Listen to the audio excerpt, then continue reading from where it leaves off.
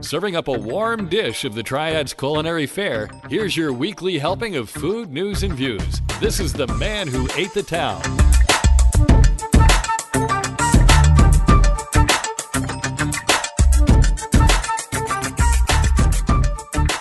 Hey folks, and welcome to episode 222 of the Man Who Ate the Town podcast.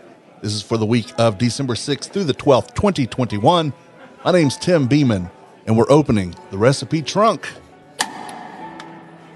We're recording this episode of The Man Who Ate the Town in the Less Desirable Studio in the Lab at Industry Hill.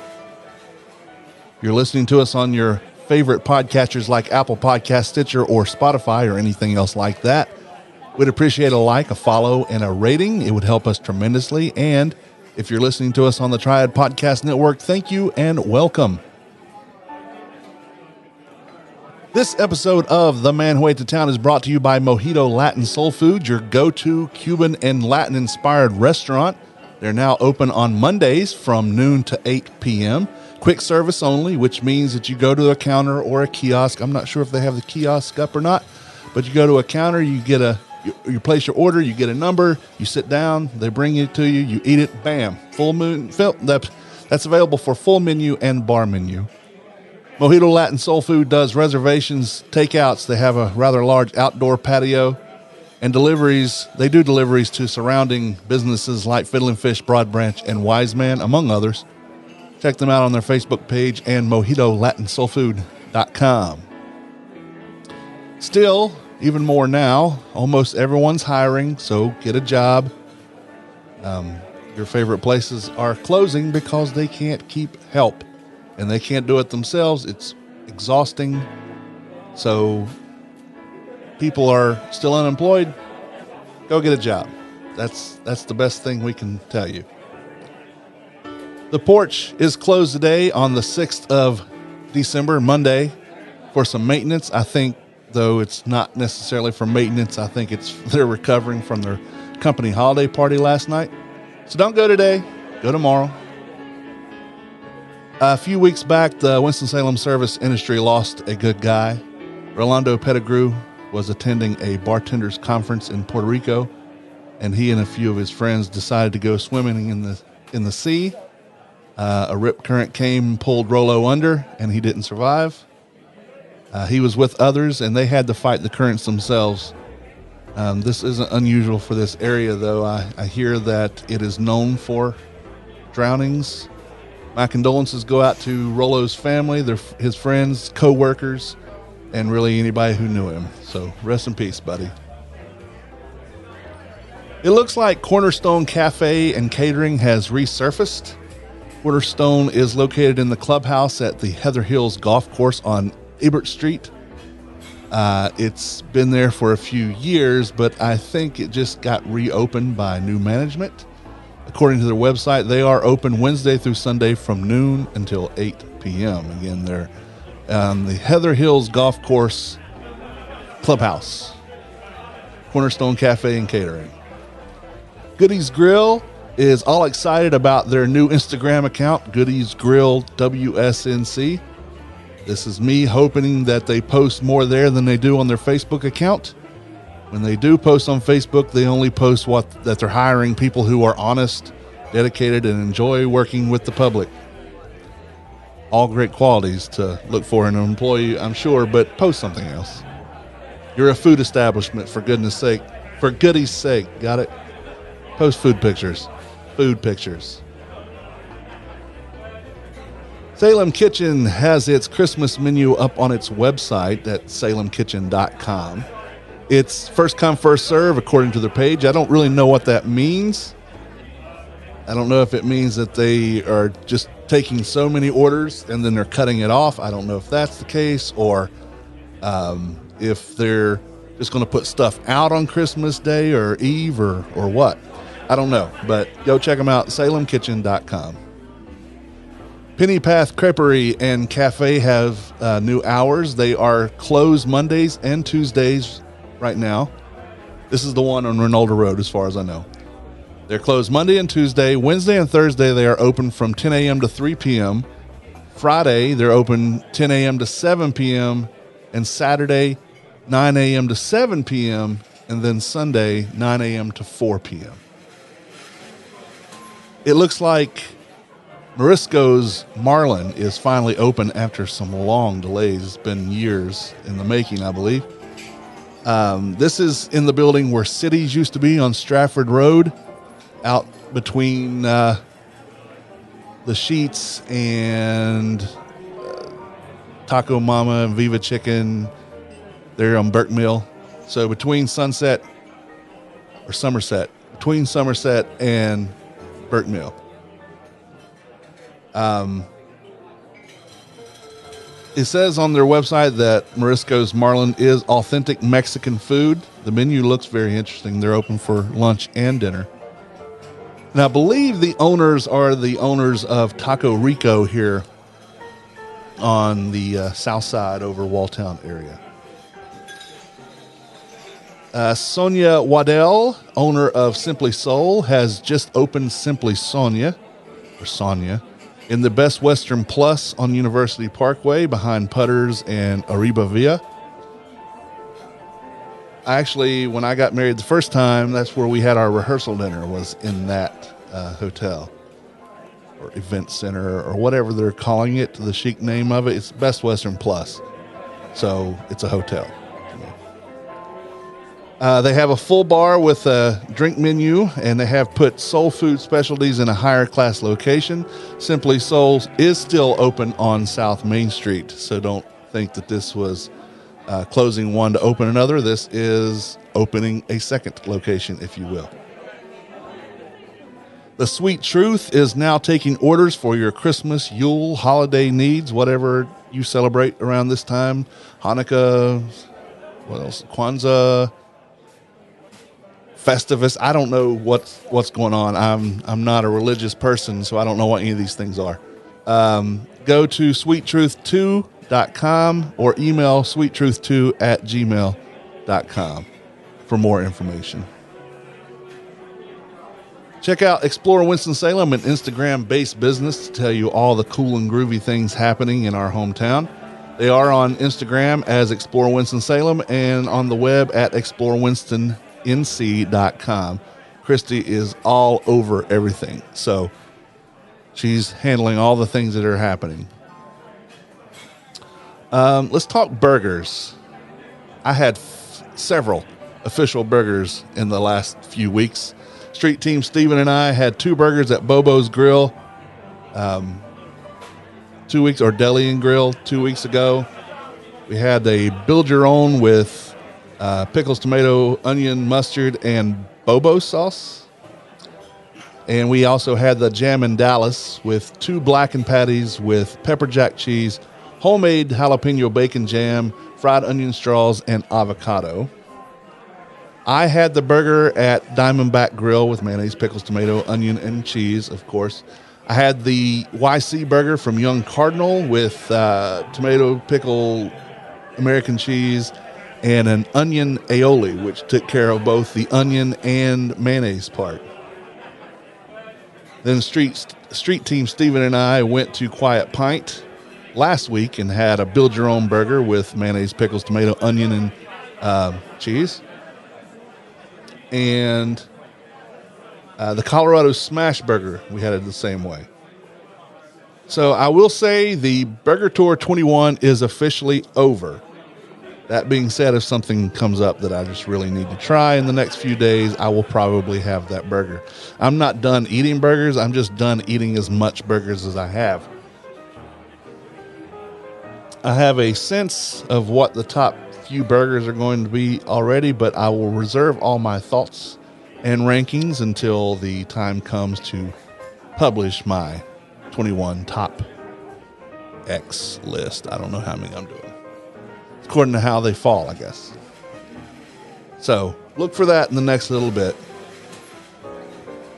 Food Holidays are sponsored by Diamondback Grill. It's casual dining located in the heart of Buena Vista in Winston-Salem.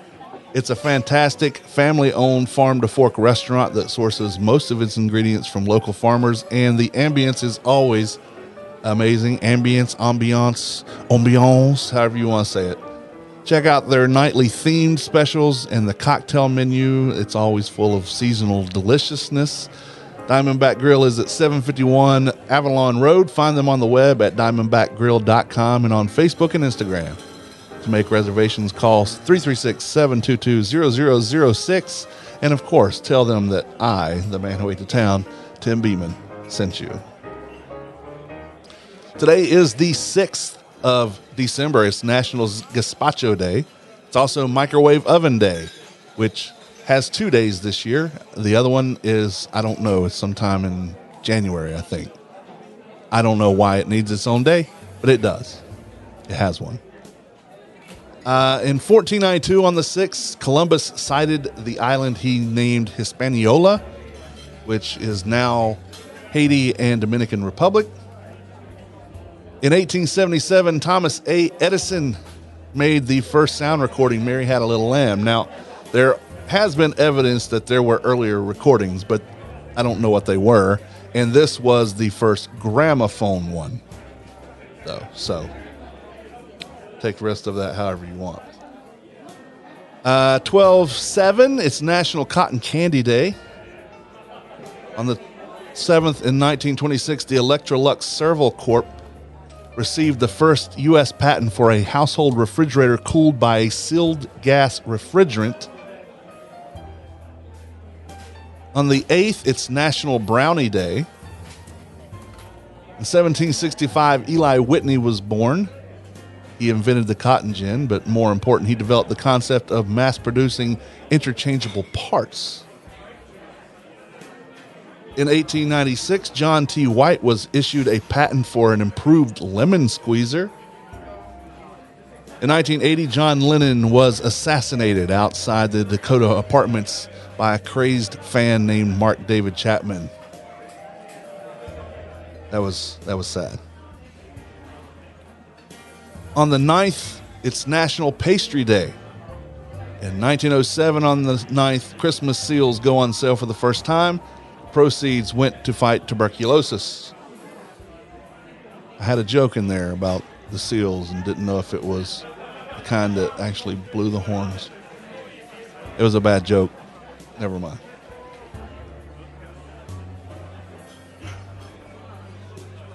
In 1983, the White House counselor and later Attorney General Edwin Meese said one of the most ridiculous things, probably the most ridiculous thing to ever come out of the White House until 2016 on to 2020.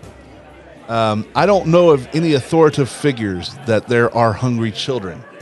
We've had considerable evidence that people go to soup kitchens because the food is free, and that's easier than paying for it. You, sir, are a dumbass. On the 10th, it's Terra Madre Day, always December the 10th. I believe Terra Madre stands for Mother Earth, a worldwide celebration organized by Slow Food to reconnect communities with local food. It's also National Lager Day, which I can always get behind. And it's the first night of Hanukkah, so if you celebrate Hanukkah, happy Hanukkah on the 10th.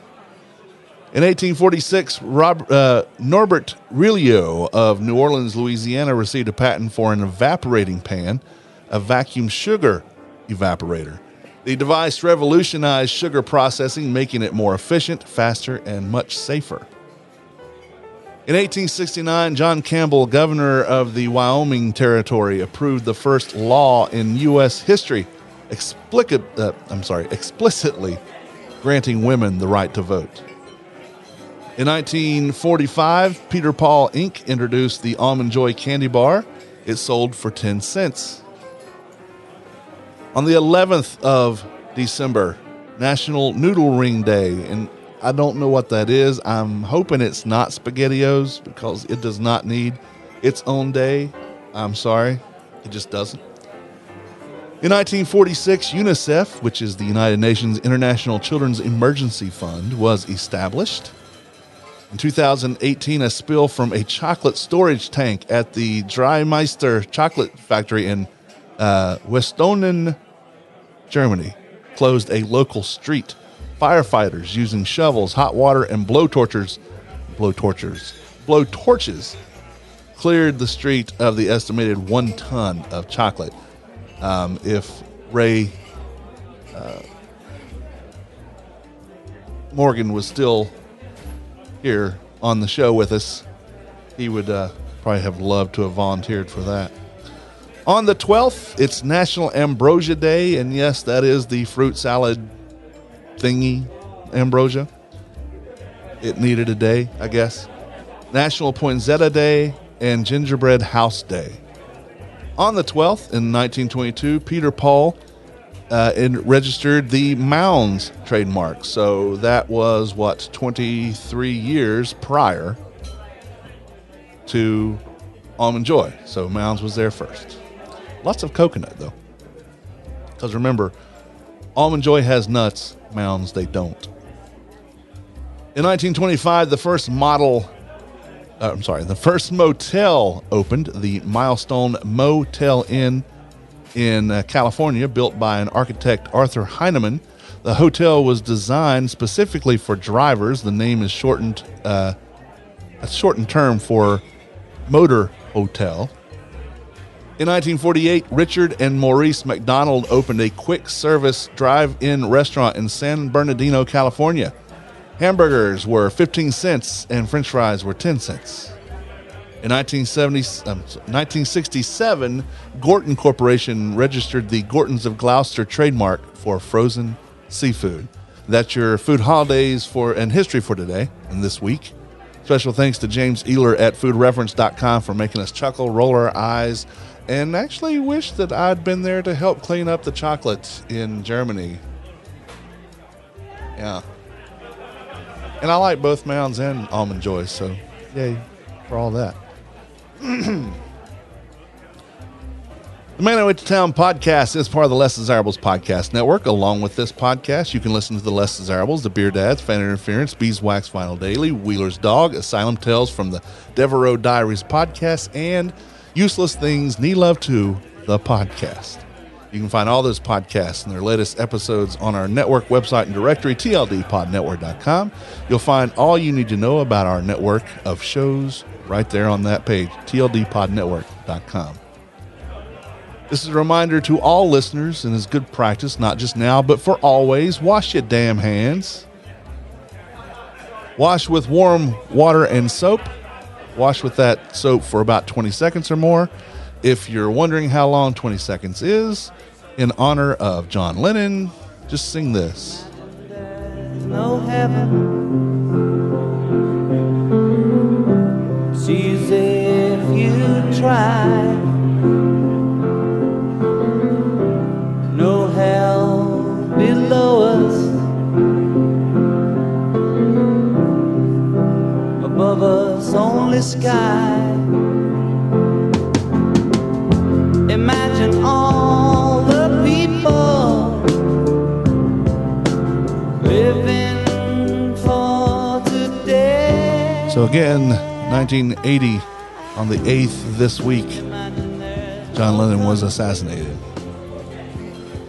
And I hope Mark David Chapman never gets out of jail. If he does, he probably won't last very long.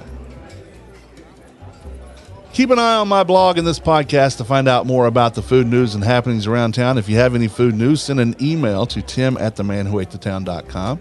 You can also contact us on Facebook, Instagram, or Twitter instant messengers. Like us on Facebook. On Twitter, we are manwho8thetown. On Instagram, we are manwhoatethetown. We invite you to call and leave a voicemail for the podcast, actually any podcast on the TLD network. You can call 336-422-6862.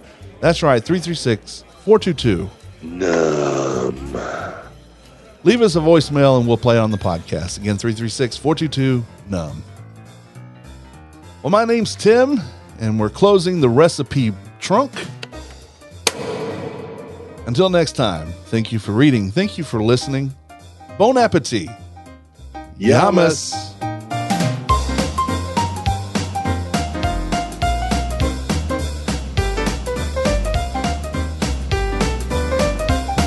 The views and opinions stated by me or any of my guests are solely those of ours and do not necessarily reflect the opinions of our hosting companies, distributors, enemies, friends, or relatives. This podcast is copyrighted and cannot be reproduced or distributed without express written consent of the man who ate the town, that's me, and Such Limited Inc. However, if you ask nicely, we'll probably let you.